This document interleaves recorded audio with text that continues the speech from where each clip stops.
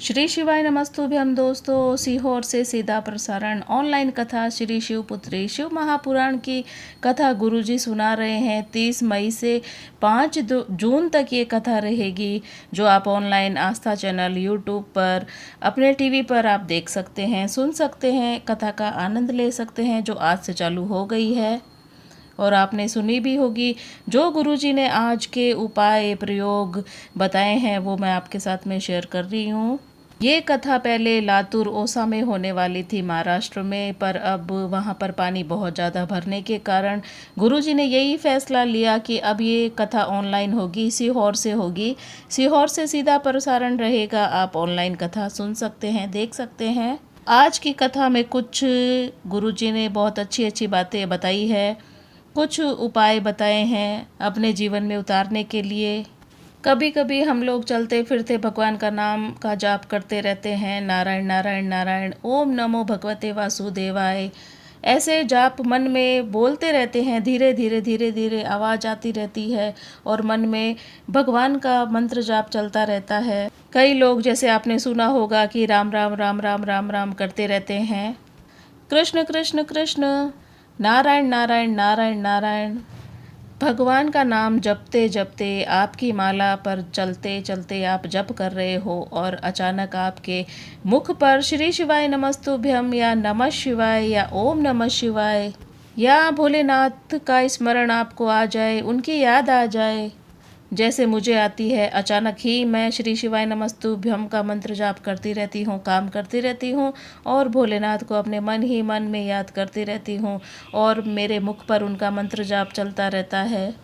तो आप ये समझ लेना कि आपके जीवन में बहुत बड़ा दुख आने वाला था, तो भोलेनाथ की कृपा से वो जो आप मंत्र जाप करते हैं, वो मंत्र जाप यहाँ पर आपके काम कर गया।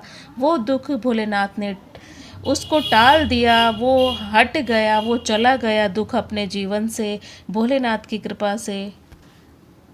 दुख आया पर भोलेनाथ ने उसको मिटा दिया और आपको पता भी नहीं चला।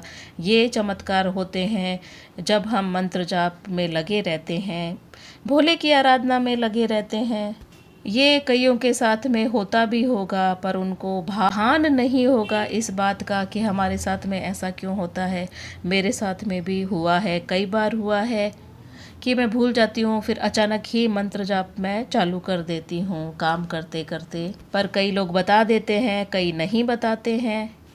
बस कहने का मतलब यही है, गुरुजी ने आज की कथा में बताया कि अगर आप राम राम राम राम, राधे राधे राधे राधे, कृष्णा कृष्णा कृष्णा जैसे नाम जप रहे हो और एकदम से आपको श्री शिवाय नमस्तुभ्यम या नमः शिवाय या ओम नमः शिवाय याद आ जाए, आपके मुख पर आ जाए ये शब्द, तो आप समझ लेना कोई बहुत बड़ी विपदा आने वाली थी, तो भोलेनाथ की कृपा से वो टल गई।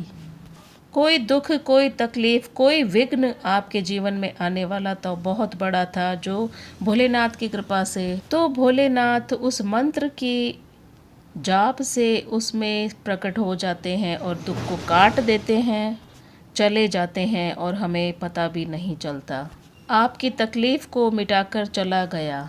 गुरुजी ने ख़ास तौर पे कहा है कि मेरी ऑनलाइन जो यूट्यूब पर जीजियाँ सुन रही हैं, आस्था चैनल पर ऑनलाइन कथा सुनने वाली जीजियों, उनको विशेष तौर पे गुरुजी ने बोला है, मेरे जीजाओ, मेरे बच्चों, मेरी बेटियां, मेरे बेटे। प्रदीप जी मिश्रा गुरुजी ने ऐसा कहा। मेरे भाई, मेरे बंधु, जब जब तुमरुका जी ने नारद जी से कहा कि जब तुम्हें शंकर का मंत्र अचानक चलते चलते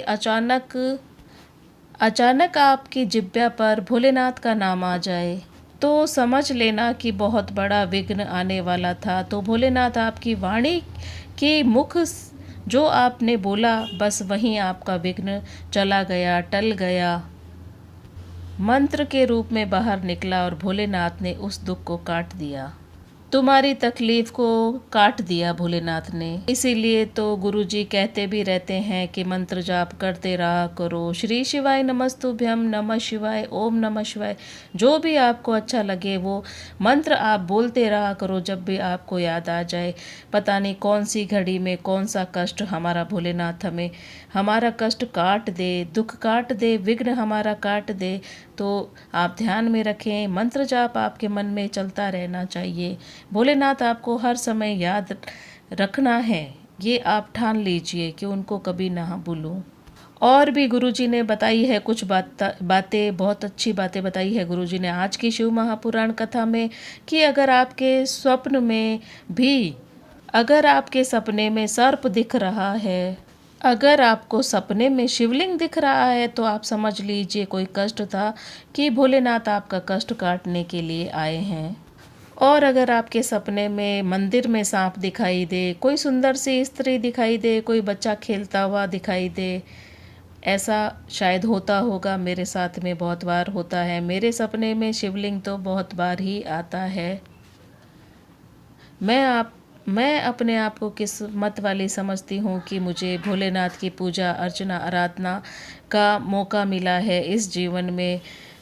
और ऐसा आपको सपने में लगे कि मैं मंदिर से आ रही हूँ, एक लोटा जल मेरे हाथ में है, वो पात्र मेरे हाथ में है जो मैं जल भोलेनाथ को चढ़ाकर आई हूँ और भोलेनाथ की पूजा अर्चना कर रही हूँ मंदिर में।